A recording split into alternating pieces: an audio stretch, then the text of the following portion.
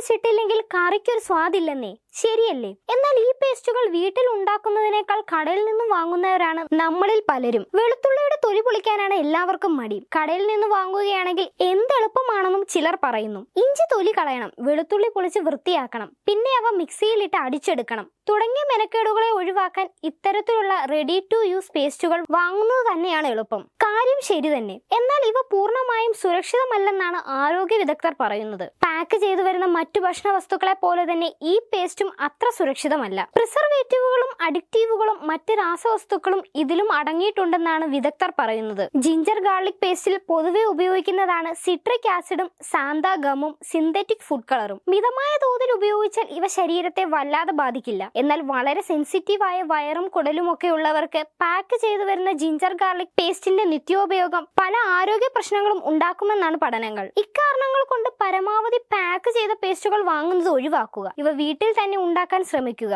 ഇനി അത് ഉപയോഗിക്കുന്നവരാണെങ്കിൽ ഡേറ്റും പാക്കിന്റെ ക്വാളിറ്റിയും എല്ലാം പരിശോധിച്ച് ഉറപ്പുവരുത്തുക. പാക്കറ്റിലെ പേസ്റ്റിന്റെ മണത്തിലോ നിറത്തിലോ എന്തെങ്കിലും വ്യത്യാസം ശ്രദ്ധയിൽപ്പെട്ടാൽ അവ ഉപയോഗിക്കാതിരിക്കുക.